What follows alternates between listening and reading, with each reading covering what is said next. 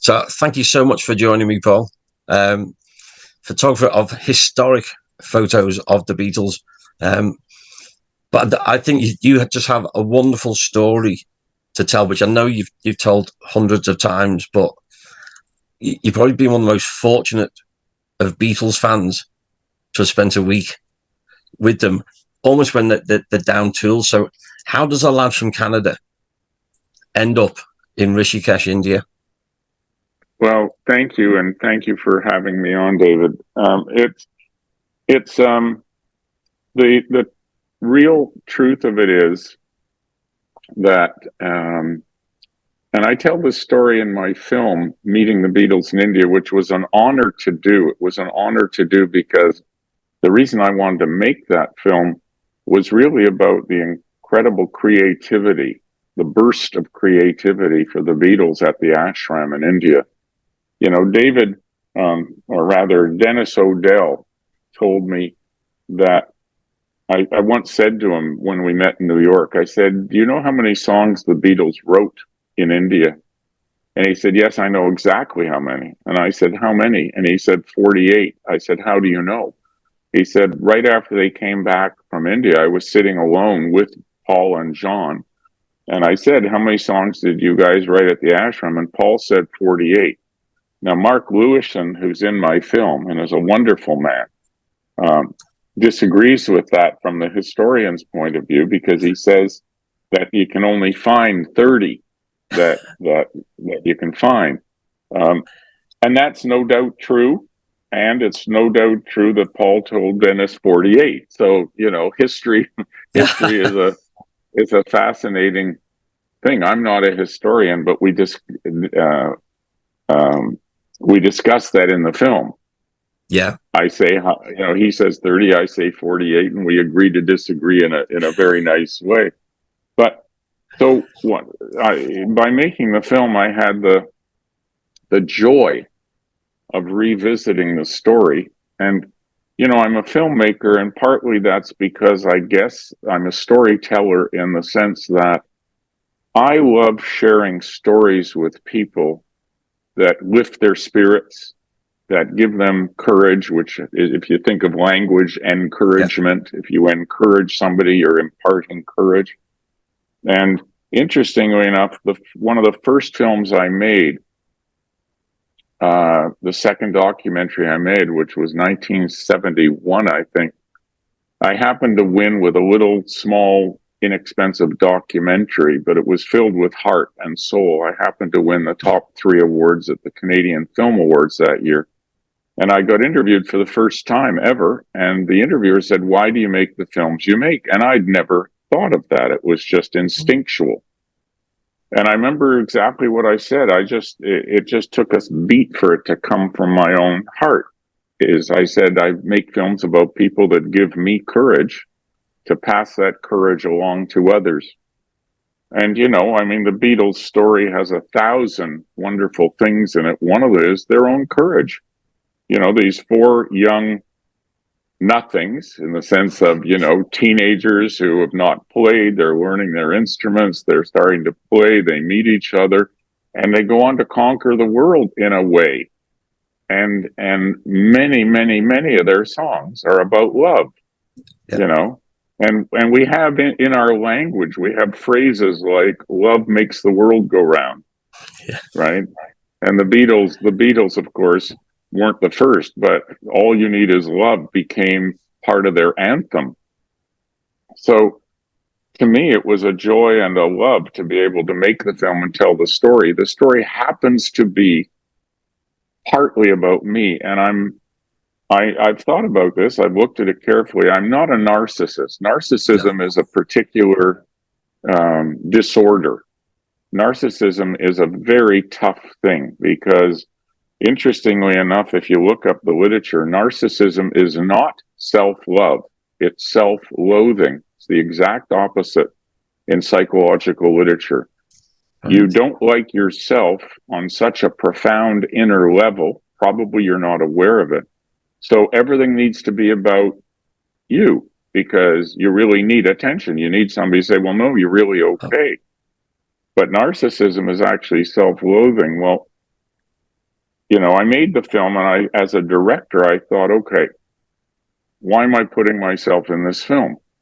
And is it essential? And do we really need this scene or that scene? And do I really need to be on camera or not? And when I edited the film, it was also like, so I treated myself like a character as a director so that I wouldn't even come close to it being about me. So it's really about the Beatles changing my life.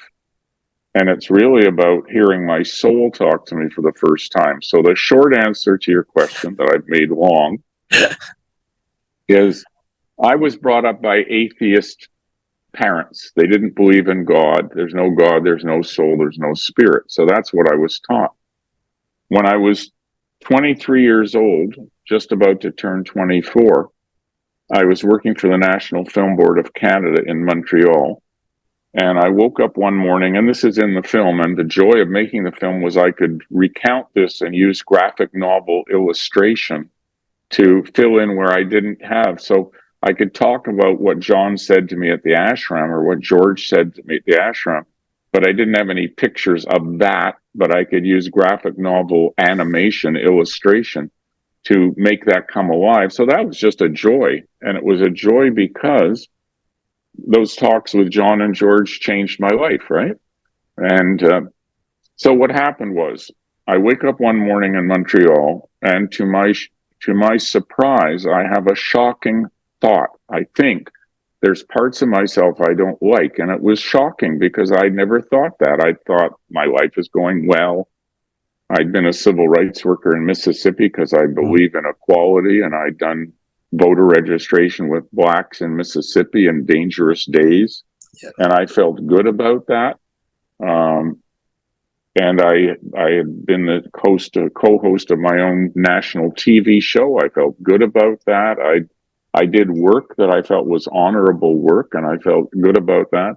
I dated. I drove a little sports car. I thought life was great.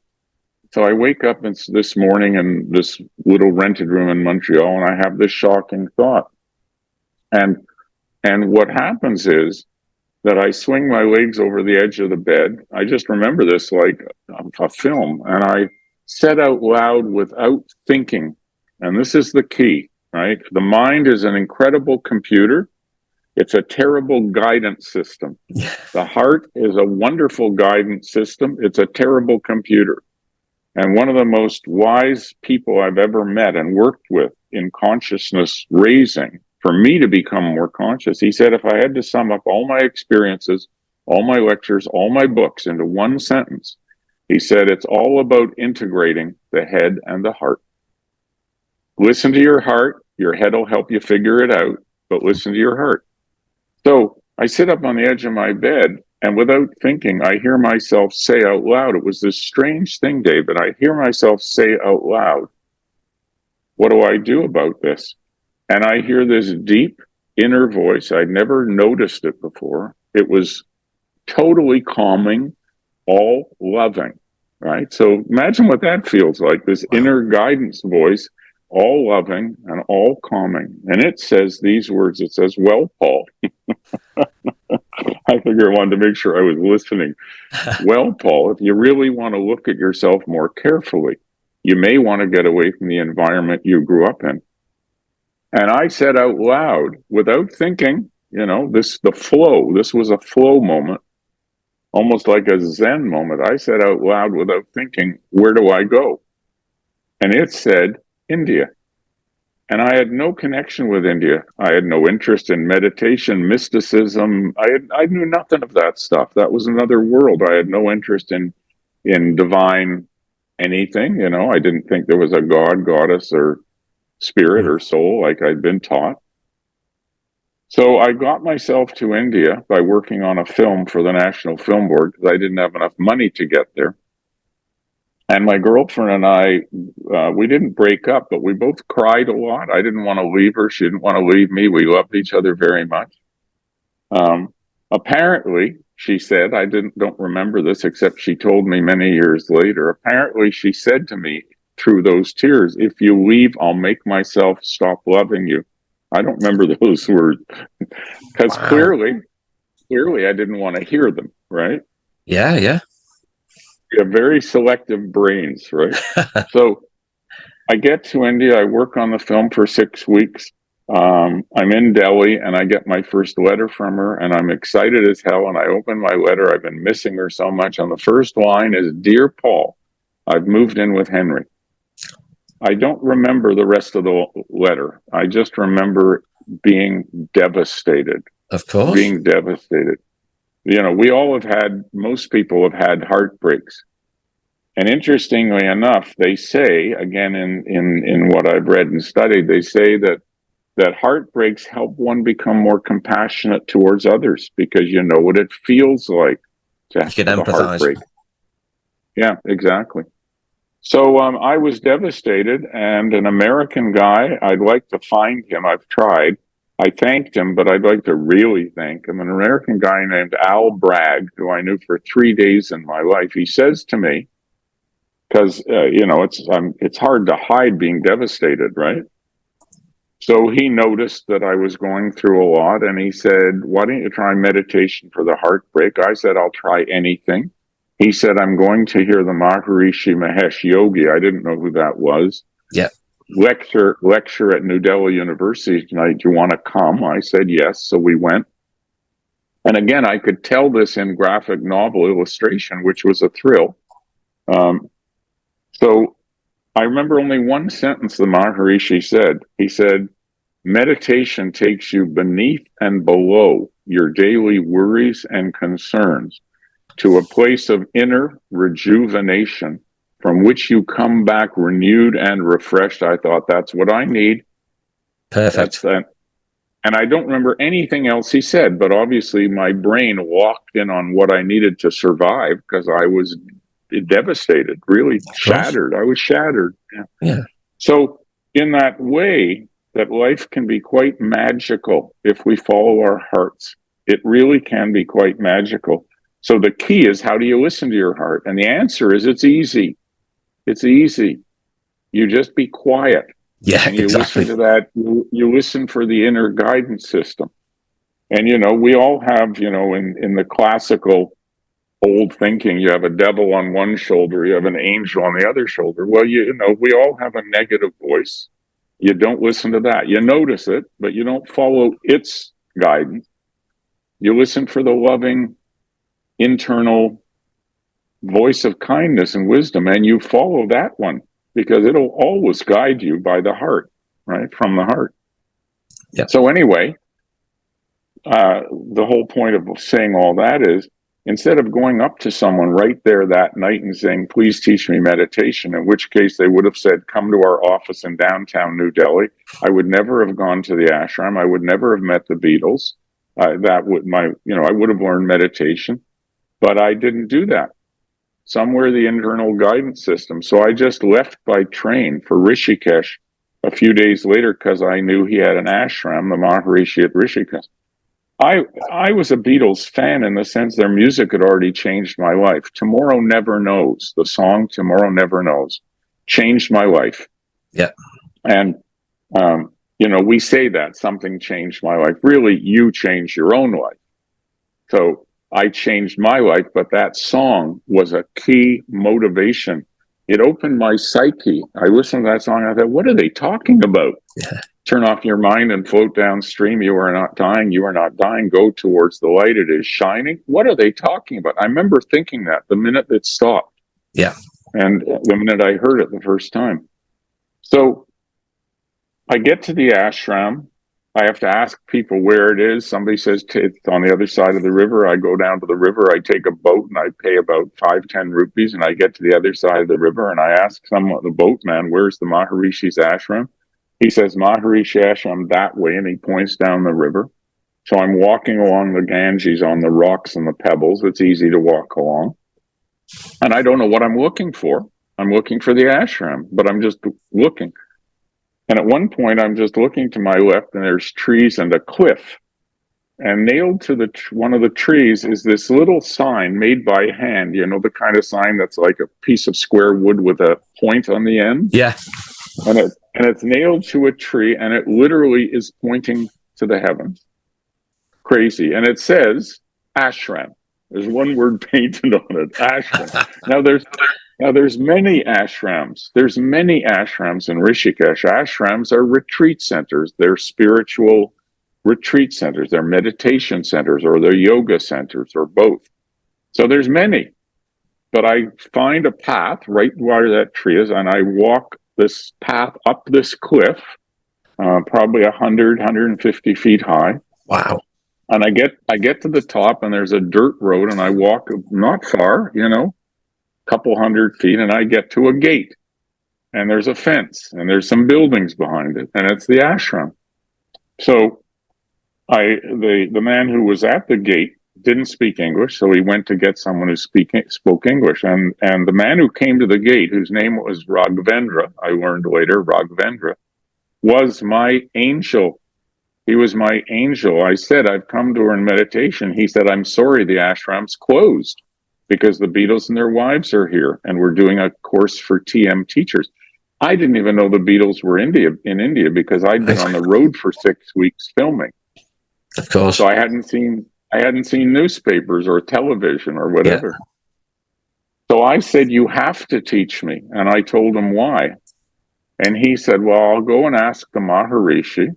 I won't be able to come back for 2 or 3 hours, but I'll send you a cup of chai, right? And about 20 minutes later, a worker from the ashram comes down to the front gate, and he's got this incongruous white china tea set, a white china tray, and a pot of hot milk, and sugar, and a pot of chai. So I pour a cup of chai, and I add some sugar because I have a sweet tooth. And I literally sit down and lean up against the gate, and I wait. And 2 or 3 hours goes by, and Raghavendra comes back, and he says, I'm sorry. The Maharishi says, not at the present time. And I happen to love language because I think it holds secrets. I think language holds secrets, and it's just in the derivation of words, where they come from. The other day, a few years ago, I noticed I was saying amen more often. I just noticed. Someone would say something, I'd say amen, right? Yeah. So after a few years, I thought, well, what does amen really mean? So I start to research on the internet. It turns out that amen comes from the ancient Hebrew, meaning truth. Truth. Yeah. Bingo. Bingo. That's how you use it. You say something and I think amen, truth, right? So here's another one that I love. I started using the word magic years ago in a certain exact way. You'd tell me something happened, like my meeting the Beatles. Magical, right? Magical. Yeah. Crazy magic. So I finally went to the big etymological dictionary that's over there on my shelf, and it literally is that thick, and it's about that big. It's huge. And the words are so small that in the box there's a magnifying glass. When you buy the dictionary, you get a magnifying glass. So I'm looking up magic. It turns out there's 25 meanings. And as I start down from 1, 2, 3, I realize right away, number 1 is the most common usage. And as you go down, it gets the more rare usage. And down almost at the bottom, it wasn't number 25, David. It was 23 or 24. Yeah. And there's exactly what I'm looking for. And it says this, quote, magic, that which is real, but we as yet do not understand, close quote. Oh, I like that. Isn't that beautiful? Isn't that beautiful? So how did I meet the Beatles in India? Magic. I followed my heart. My heart led me to not go up to the Maharishi's people in Delhi, because they would have taught me in Delhi. Yeah. I listened to whatever inner guidance system. And we should be teaching our children, and some people must teach their children, but to listen to the heart, to discern between the negative voice, which always lies, by the way. The negative voice always lies. If you want to know what's true, listen to your negative voice, and it's the exact opposite of that that's true. Yeah. And it's interesting. It's because of positive and negative energy, So at any rate, so I say to him, what do I do? And then he there's a pause, and then I said, "Can I wait?" And he's a little taken aback, and he says, "Oh, okay." And he points to a tent across the path under the trees. There's two sort of old army tents set up. And he points over and he says, "The first tent is used by the tailor who comes up from the town below every day to make those wonderful clothes you see in the photographs, right? Yeah. Yeah. The next tent is empty. You're welcome to sleep there." And I had a sleeping bag. And then he says to me, "And we'll send you our simple vegetarian meals." This was an angel in my life. This was an angel. Yeah. He could have said, "Well, you'll just have to come back another month or another day," or he didn't say that. He saw my agony, my pain, emotional pain. Yeah. And he was an angel for me. So I waited, and I waited 8 days before I could go in. And the world's press arrived every day, 20, 30 cameras and film cameras and still cameras and interviewers and tape recorders and men and women, mostly men in those years, but also women. And they would come to interview the Beatles. Well, sorry, the ashrams closed, and the Maharishi would come out of the gates every day, once a day, and do a press conference. And he'd answer questions, and then they'd go away and file their stories. And then they would come back, them or new people would come back the next day. So I just waited for 8 days, and they sent me meals. And then one morning, on the 8th morning, Raghavendra comes and says, "Okay, it's time to come in." And he takes me in, and he takes me to a small meditation room. And the ashram's not big. It's maybe, I don't know, quarter of a mile by quarter of a mile, I think. And he teaches me meditation, took 5 minutes, gave me a mantra, which is a Sanskrit word or words. Mine was a single sound. There's that famous story of the Beatles riding the train or whatever back from or up to, is it Bangor and Wales, where Bangor. And your mantra is supposed to be private, and it's supposed to be unique. And the Beatles, as the story goes, they all said to each other, "What's your mantra? What's your mantra? What's your mantra?" And they all had the same mantra. And of course, that doesn't matter. Mantra's a key. Mantra's just a key, and it's a key to that inner place of calm and peace, which prayer is too. So you could say it's a kind of form of prayer in a way, but it's a 5,000 or 10,000 year old tool that somebody discovered, that if you use a certain vibration of word or words, you kind of go to that inner place that transcends language. It transcends thought. And you come to that inner place of rejuvenation that the Maharishi was talking about. So, excuse me, he says, sorry, Raghavendra says, "Try it." And I close my eyes and I start using my mantra. And he tells me, you simply say the word or sound and then listen to it fade. When it's gone, you repeat it. So the way I saw it was it's like dropping a pebble in a still pond, and the ripples go out, and then the pond is still again. So when you don't hear the vibration of the sound, you're saying a sound or words in your head. Mine was one syllable. So you say it and you follow it, and then when you notice it's gone, you repeat it. So I try it, and after a minute or two, he says, "What are you experiencing?" And I said, "Well, my knees are hurting. I had never sat cross-legged in my whole life."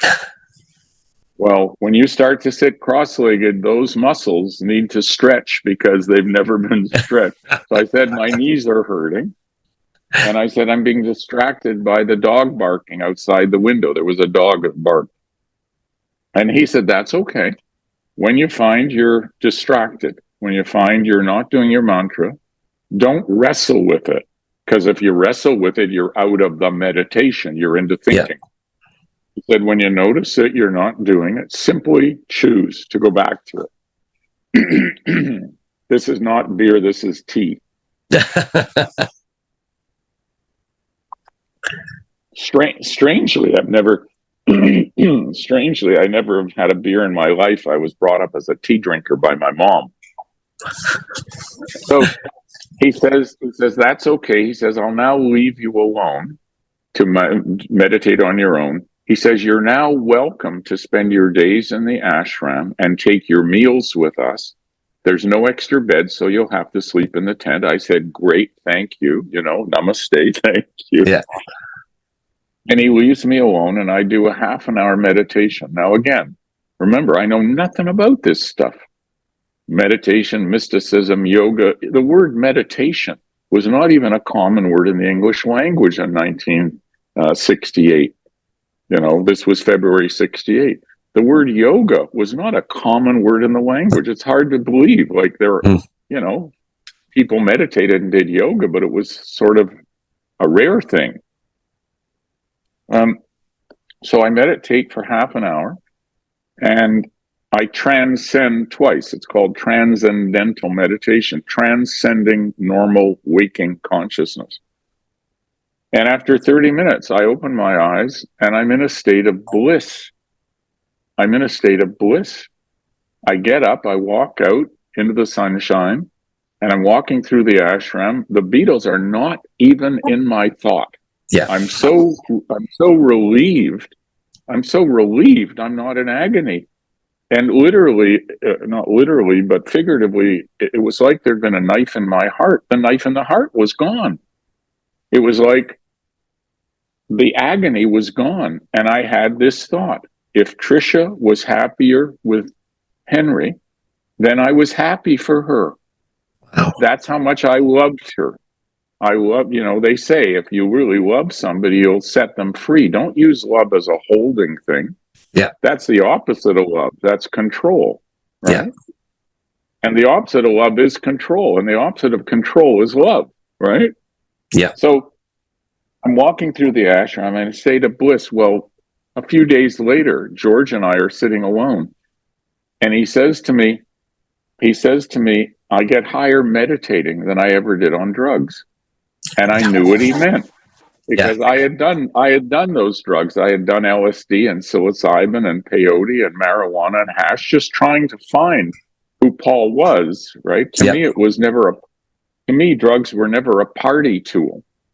Me and my friends, we'd smoke a joint and go out and play frisbee, but otherwise, it was a reflective tool. Yeah.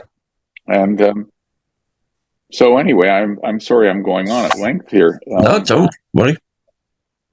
So one of the joys is I could tell all this in the film with graphic novel illustration. So I'm walking along through the ashram. I'm in a state of bliss. Holy mackerel. The heartbreak I still love Trisha. It took about 2 years to truly let go.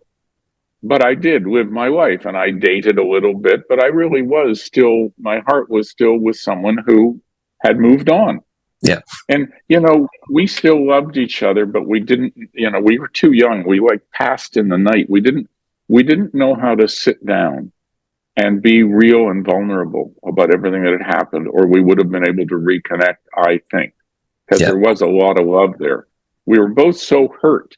She was hurt I had left. By the way, Henry didn't work out. She had moved out within a few weeks. But still, so when I got home, she wasn't with Henry, but she had been so hurt by feeling abandoned by my leaving. I felt so hurt because of being abandoned in her moving in with Henry. We just didn't know enough. We didn't know enough to just sit down and cry and talk and share. Yeah. So years later, I invite her and her new husband, who I knew, and their 4 children.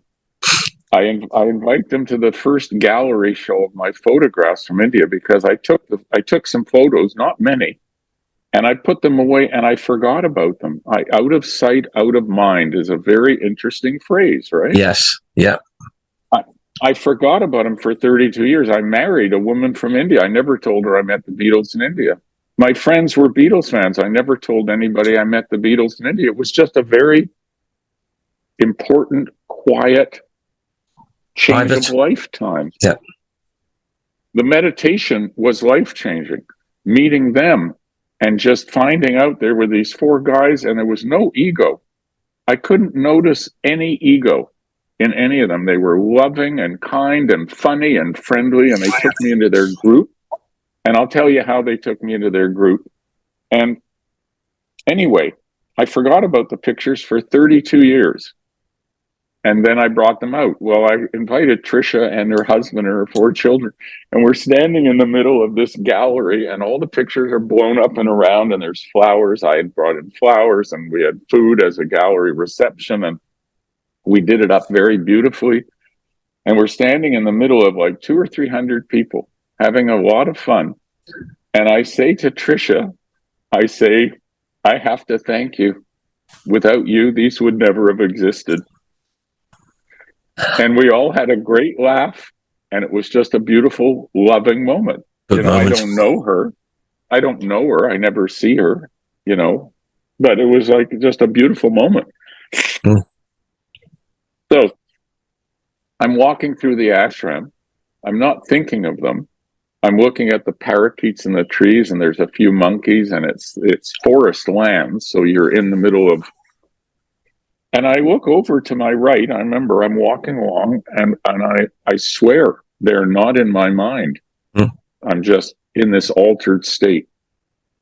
And I look over as I'm looking around, and I see John Lennon, and he's about 150 feet away, and he's sitting at a table under an arbor, but I can't really see much because there's trees and vines over the arbor of shade. And this is really true, I don't think, oh, it's the Beatles. I just find myself curving towards them, really in this altered state. It's not a thought. And I just notice, oh, I'm walking towards them, and I get about halfway to them, and I notice my heart's beating faster, and it was like a detached observation. Oh, my heart's beating faster, but I'm not caught in it. I'm not in thought. The conscious, but my heart's beating a little faster. And as I get closer and I get to the end of the table, there's Paul and John and George and Ringo and Patty Boyd and Cynthia Lennon and Maureen Starkey and Jane Asher, Paul's girlfriend, Mal Evans, their roadie, Donovan, Mia Farrow, the American actress, and Mike Love of the Beach Boys. There's 12 of them sitting there. And I don't want to interrupt, and I'm not in thought. I'm just in being, as odd as that sounds. And I'm standing at the end of the table. But after a moment or two, they realize somebody's standing there. So they stop talking and they look towards me. And John is sitting right here, like he's like right below me to the right. And he looks up at me, and I just say, totally calm. I say, may I join you? He says, sure, mate, pull up a chair. Paul turns to me and he says, come and sit here. And he pulls a chair over to the end of the table, and I sit down. And because I'm in this altered state, not in thinking, in a state of bliss, 3 magical things happen. Okay, there's that word magic again. Yeah. 3 magical things happen. As soon as my bum hits the seat, to my surprise, I hear in my head a scream, eek, it's the Beatles.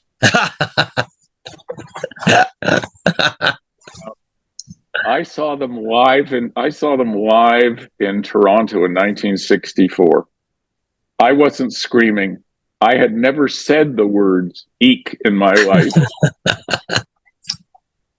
I was up in the cheap seats because I didn't have money with a friend. There were 18,000 screaming fans and flash bulbs popping, and I'm like this, just trying to hear them sing.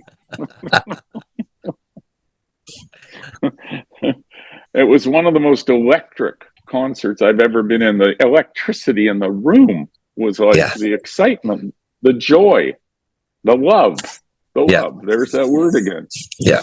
Anyway, I hear this voice in my head, which is like, and before I have a chance to think, this is so cool. If we just allow ourselves to be, if we don't let ourselves just think, if we allow ourselves to feel and integrate the head and the heart, right? So at any rate, before I have a chance to think, I hear my soul talk to me for the second time in my life, right? I hear this deep inner voice, all calming, all loving, which of course, just think, what a nice state of being. Yeah. To feel all calm and to feel all loving, that's a rare state of being. We all search for that. Yeah. Some of us more consciously, some of us less consciously. And my soul says to me, well, Paul, it says my name again. I hear this inner voice. Well, Paul, they're just ordinary people like you. Everyone farts and is afraid in the night. That's what it said. Everyone farts and is afraid in the night. And before I have a chance to think, again, the magic of this moment, before I have a chance to think, John turns to me. And in that wonderful Lennon, wry, so smart, digging wit, he says to me, so you're American then? And it's not a compliment. he's playing with me, right? Yeah. He's Yeah. yanking my chain. He says, so you're American then? And I say, no, Canadian. And he turns to the rest of the group and he says, ah, he's from one of the colonies. Now we're all laughing, right? And then he turns back to me and he says, so you're still worshiping Her Highness then? And he's again yanking my chain. Yeah. He's playing with me.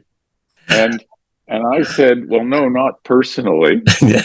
And then Ringo and Paul started teasing me about still having the Queen on our money, which we still do. Although now it'll be King Charles shortly. Yeah. Although I haven't seen any new bills yet. Yeah. But Ringo and Paul started teasing me about having the Queen on our money, and I say, just in this flow, I say, well, we may have the Queen on our money, but hey, she lives with you guys. We're all laughing.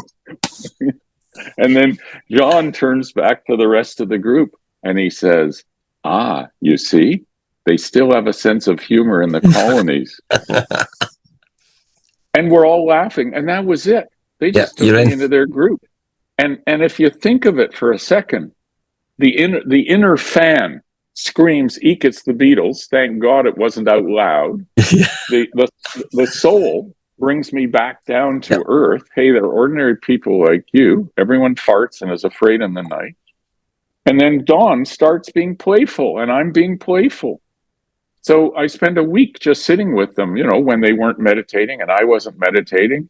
We took our meals together. We hung out at the table by the cliff. We had chai. So one day we're sitting at the table and everyone gets up to leave. I don't know why. They're going to, maybe a meal was coming. And George and I are sitting alone. And again, a joy for me. Well, you can tell in telling the story. Yeah. This is all a joy for me because it's about this young man. It happens to be me, but that's why I was careful in making the film. That even though I'm in it, I kept saying, well, do I really need to be in this scene? Do I really need to leave this on camera, or should I let this be voiceover or whatever? But I've had people say to me that watch the film, your film changed my life. I've started meditating. It changed my life. Well, yay. That's why I make films. I make films to tell stories, to encourage people in their lives, because that's just, I don't know, it's the way I was brought up. I don't know what it was. My parents, just to go back to that for a second, they taught me there's no God, there's no spirit, there's no soul. But what they did teach me was the golden rule. They said, do unto others as you'd have them do unto you. Right? I mean, I remember when I was about 13 and my brother was 14, my mom and dad sat us down at the kitchen table and they said this. They said, it's okay to sleep with a girl, but you have to remember two things. One, she's a human being. And two, contraception is your responsibility. Well, what a good thing to teach young men. Absolutely. Because it's going to happen at some point in marriage or outside of marriage, but the key thing is it's another human being. That's And respect. contraception is you. Yeah. And contraception is your responsibility, not hers or his, if whatever. Yeah. So making the film has been a joy. So we just hung out for a week. And so George and I are sitting alone, right? Everyone gets up to leave. I'm sorry, I'm not leaving any room for you to ask questions. Should I stop? No, you just keep going. I'm enjoying it. All right. You just talk. Okay. I'm almost finished. So George and I are sitting alone. And after a few minutes, I said to him, and nobody talked shop. In the week I spent with him, nobody ever mentioned the word Beatles. Nobody ever mentioned songs and hits and songwriting. What was talked about around the table was meditation, the food. Jane wanted to go see the Taj Mahal and wanted to leave with Paul a bit early to see the Taj or the clothes or whatever, but it wasn't shop talk. They were on vacation, except they were writing 48 or 30 or whatever songs, right? So after a few minutes, I said to George, I love the way you brought the sitar into Beatles music and Norwegian wood. It's the only time I ever spoke. And he just lit up.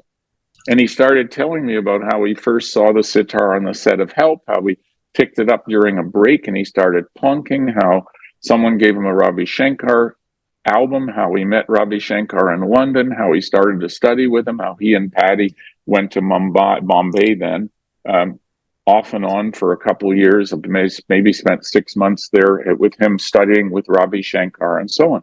But he was just lit up. And then he said, I was just going to go practice. Do you want to come? I said, great. I didn't even think of going to get my camera. See, I had a camera and lots of film because I was going to travel the world. I was going to go find myself, right? But I only took out my camera twice. And I only took out my camera twice because literally I didn't think about it. I never thought. Somebody said to me once, an interviewer once said, so did you realize you were in a historic moment? No, I was just hanging out with these nice human beings. Yeah. Right? We were just enjoying hanging out. And the place and the calmness and the river below, the Ganges is below, and you can hear the river burbling below, and you're in the trees, the parakeets and the monkeys, and you're eating healthy vegetarian food, and you're meditating. It's a pretty nice way to be. So, so he said, you want to come? I didn't think of getting my camera. So one of my joys in making the film was I could illustrate that scene and tell this story with visuals, with graphic novel illustration. And I found a really excellent graphic novel artist, and I found a really excellent animator who took those drawings and animated them so there's movement, giving it life. Yeah. So we go to his small meditation room, and it must be 6 feet by 10 feet, very small room. One window, white walls, a white futon on the floor, nothing else. And we're both wearing white khadi clothes, Indian clothes, which are the most comfortable clothes. It's like, I love wearing them because it feels like you're wearing nothing, and yet you're covered. It's that light. It's Gandhi's hand-spun cotton, Mahatma Gandhi, if you ever seen the film Gandhi, when he's weaving that cotton and he's encouraging people to burn the fabrics from the UK because they're selling their raw materials, but they're having to buy back fabrics. Well, let's make our own fabrics. That was part of the independence movement. So the only color in the room is the sitar, the gourd on the neck of the sitar. Yeah. And so it's this magical space. And he picks up the sitar and he starts to play. We're both sitting cross-legged. There's not much room. My knees are, 2 feet from him, 3 feet from him. It's a small room. And he starts to play, and I just close my eyes, and I go into this altered state. The sitar is just such a magical instrument. Yeah. And I honestly don't know if he played for 10 minutes or 30 minutes. Time, how time can shift? There are days that seem to last forever and we enjoy them so much. And there's other days that just sort of zip by and it's like, wait a minute, what happened to today? So time shifted. And when I realized he had stopped playing, the last note kind of faded and nothing replaced it. And I opened my eyes slowly and I was stoned. I was buzzed. I was in a state of bliss. I could see energy in the room. I mean, who knows, like, right? And we had this conversation. I wish I'd written it all down afterwards because I can only remember two things he said, but they were the two things that were most important to me. One was, he said, I get higher meditating than I ever did on drugs. And we were talking and I said, yeah, I agree. I get higher meditating just this week than I did on drugs. And then he said this, and I always tell this story because, again, it's passing it on to others. And this was life-changing for me. He said, and again, the word Beatles was never mentioned, right? He said, like, we're the Beatles after all, aren't we? George was a man, I should say, he was 24 years old when he was sitting across from me, and I was 24. He was about to turn 25, and I had just turned 24. And with that humility that was George, just such a humble human being. And I like the definition of humility. Someone once told me, they said, Paul, humility is not making yourself small. Oh, shucks. No, thanks. You get a compliment. You say, oh, no, shucks. No, if you get a compliment, just receive it. Just open your heart, let it in, And the person who told me this said, humility is not making yourself small. It's realizing your size in the universe. Oh, that's Just another realizing your size in the universe.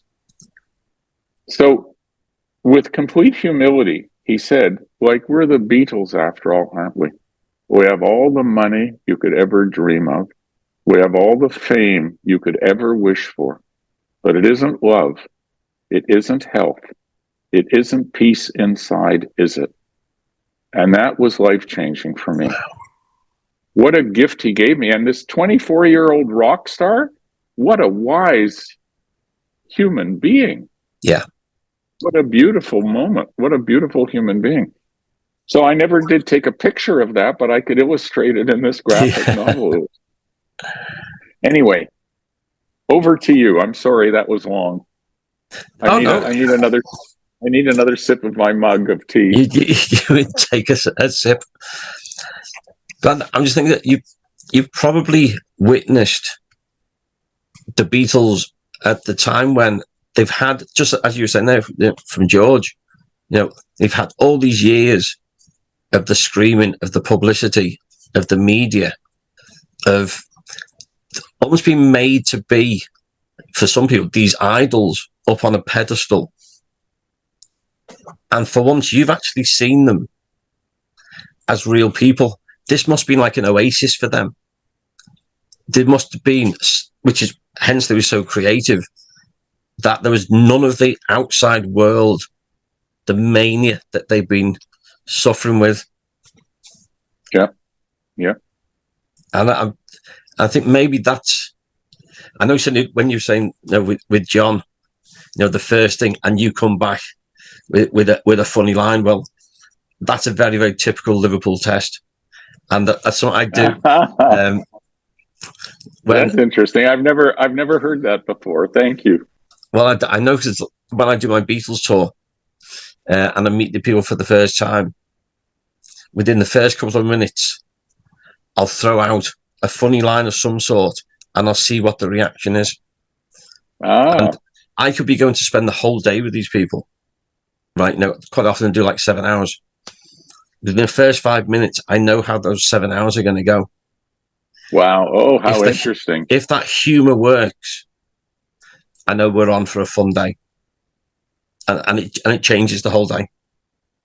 Right. And I think that's what John was doing, was just that little test. And the fact that you passed it like that, they thought, great, there's not some lunatic who's just here because we're Beatles. Yeah. This is a guy. Well, thank you. Thank you. So you've just given me an incredible gift. See, this is the whole point of storytelling. Why do we tell stories? Why do we write songs? Why do we write books? Why are poems written? I think about these kind of things at times. It's so that we can connect with others. We can share our stories. We can share our reality. We can share our feelings, because those are acts of intimacy, right? That's another thing that I was taught. I was taught, again, in my learning, wanting to be more conscious. Someone said to me, a particular teacher said to me, he said to me once, he said, "Do you know what the opposite of intimacy is, Paul?" I didn't know. He said, "The opposite of intimacy is control, and the opposite of control is intimacy." So in real love, you have to let go of control, you know? Yeah. So you've just given me a great gift by storytelling. You just told me a story of when you throw out this thing. So that's what John was doing with me. Boing, bingo. I'd never thought that. No one's ever said it to me. Thank you. Thank you. Absolute pleasure. It's a very Liverpool thing to do. Is you want to test the water with whoever this new person is. Right. Very smart. And use humor. Use humor to, and it's trying to set it, if you can put it this way, standing back a minute, we're now looking down on this scene like we're observers. What are you doing? You're throwing out play as a mode of relationship. Yeah. You know? I mean,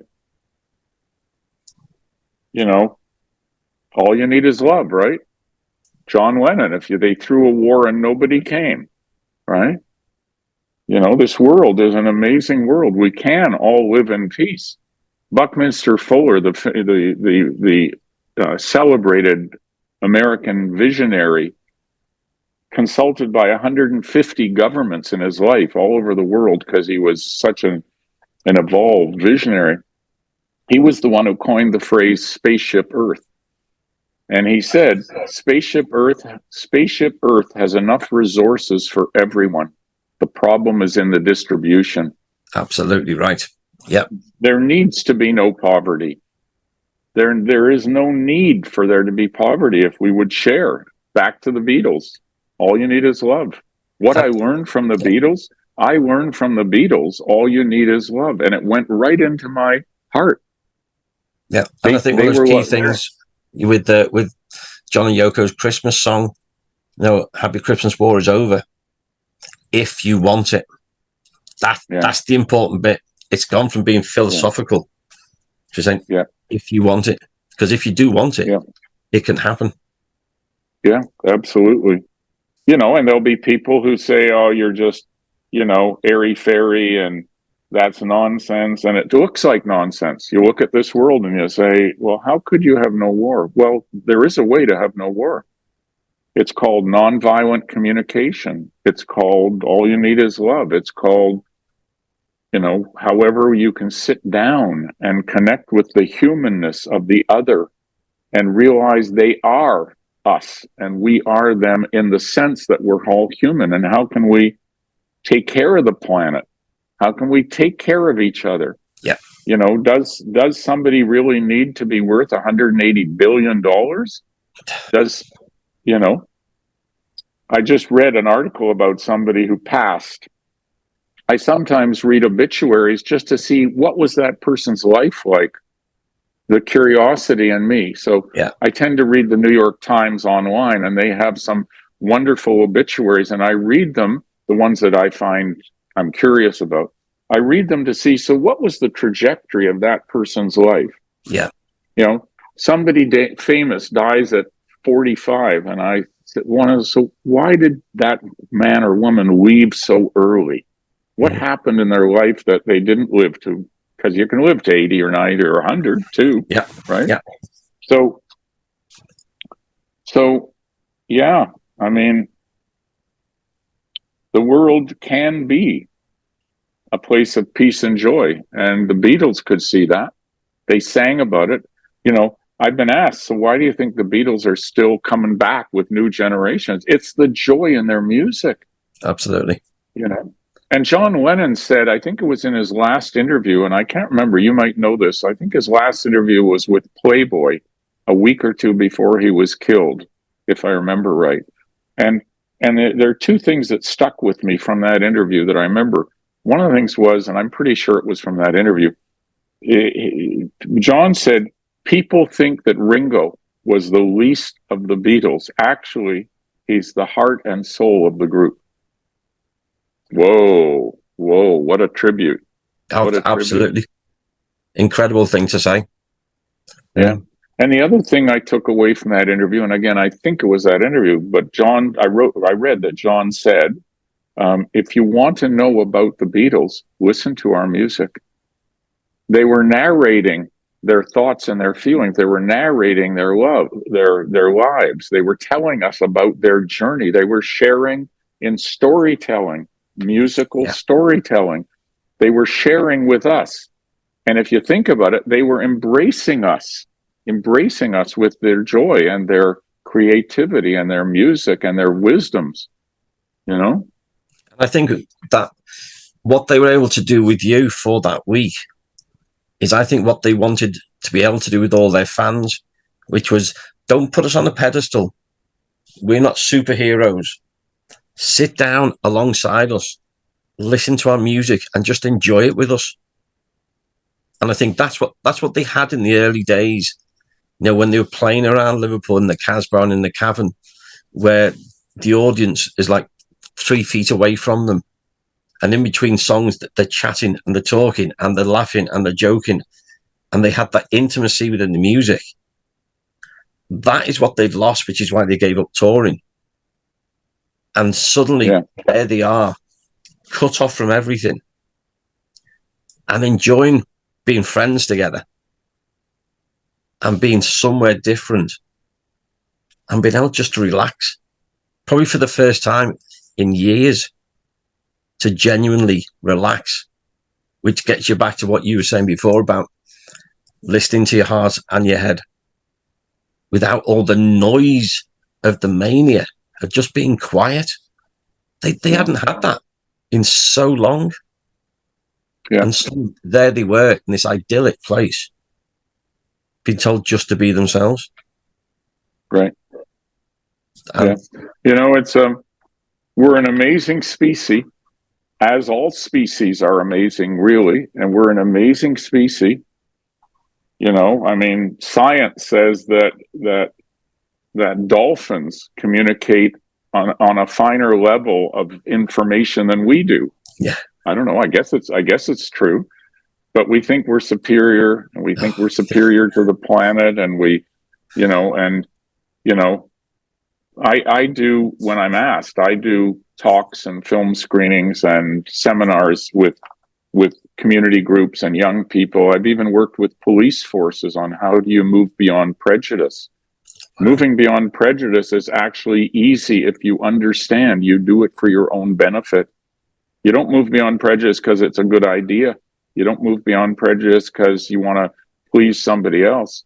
You move beyond prejudice because it contracts your own heart if you don't.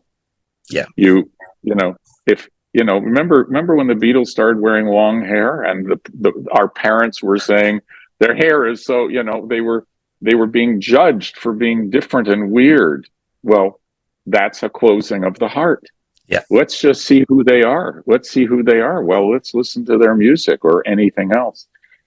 We live in a world that is so rich in creativity. Again, somebody said to me, the same teacher said to me, Paul, there's no end to creativity. It's infinite. And it was like a wake-up call for me. And then he said, and there's no end to love. It's infinite. Like we come, as a species, fight or flight, survival, we get contracted and we think we have to be competitive with each other, and all that. And, the world is a rough world, but it's also a beautiful world. And where do we want to place ourselves? Well, those 4 guys, again, the word magic, how did these 4 guys find each other and then become this creative powerhouse talking about love and joy and creativity and being playful? Yeah. And having playful, having fun, goofing around. Yeah. Which they must have loved. Yeah. I've got one thing just cropped into my head then. Did they ever mention Liverpool? I don't remember. right? So one would have thought, but I don't remember. Because it's just, again, it's not like you're saying, you're this guy from Canada who suddenly found himself the other side of the world in India. I wonder at what point they would have been thinking, hang on, we've come from Liverpool, this little port city in England. Suddenly we're conquering the world, but we're here. How did we get here? And it maybe that's within that conversation you had with George, where he was saying, they're Beatles, they've done this, they've done that, they got everything materially they could have wanted. Mm-hmm. But that isn't love. And John, I think, had said a similar thing when he was looking back to when he wrote Help in '65, when he was saying, by then we had all the money, we had girls, everything we wanted, said, but I had no contentment. Said, I was numb because he'd repressed so many of the traumas of his childhood. Sure. That he couldn't, which we do. Couldn't feel. Yeah. And they couldn't enjoy all the fame that they thought was going to be the secret to the contentment. Sure. And then suddenly here they are in India with all of that Beatleness gone. Yeah. Just being normal human beings. Yeah. And you're one of the few people who actually has seen that. And I'm happy to share what I can share about it, because it just spreads that good news. The good news is all you need is love. The good news is listen to your heart. Follow your heart. Your head is a great computer. It's a shitty guidance system. Your heart's a great guidance system. It's a shitty computer. We'll bring them together. Follow our hearts and use our head in doing it. Yeah. So what was it like when you left there? So you've been there for a week. Your life has changed. Right. How was it saying goodbye to that and going back to the real world? One, it was great because I had changed. I had found what I was looking for. I had found the Paul I was looking for, which was always inside him, right? As it is inside each of us. That connection with our own heart and our own soul and divine presence. Whatever divine presence is, love. There's that phrase, love, God is love, love is God. That is all you need to know. That is all you know. That is all you need to know. So I carried that peacefulness back with me. Yeah, then I get into life. I've got to find work. I'm broke. I want to rent a little flat. So and what I did was I needed to make money because I was broke. And I was wanting to tell people, hey, there's this amazing thing called meditation. Hello, world. There's this thing called meditation. So I went to Canada's national magazine, Maclean's magazine, and I said, I want to write about this, and I have pictures, and they were keen. They weren't so interested in meditation. They were interested in the photographs, but that's cool. That's a fair trade, right? Yep. So what happened was I did an article. They turned it into a cover story.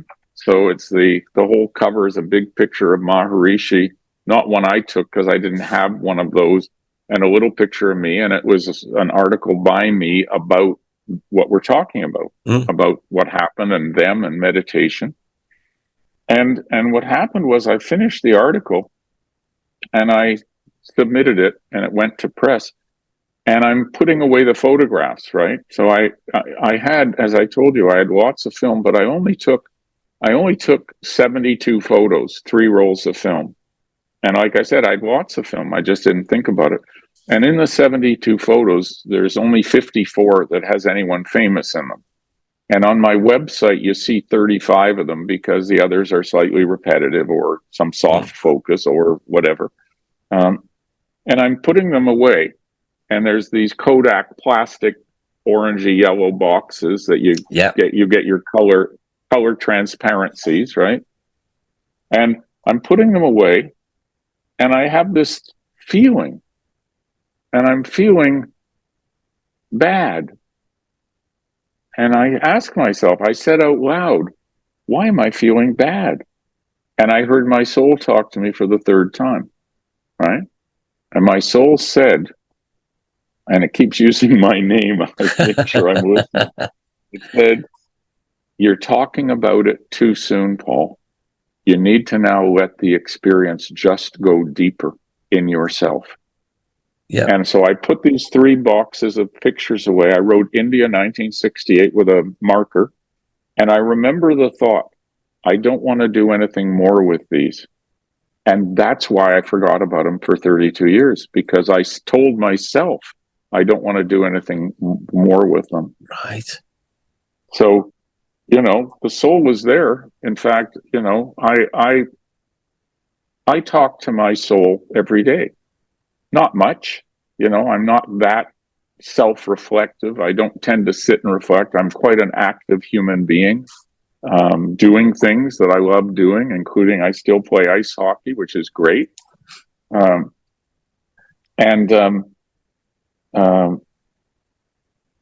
I'm hesitating because there's a great story to tell you. But at any rate, these 4 guys from Liverpool, they've changed the world. They've changed so much of our lives.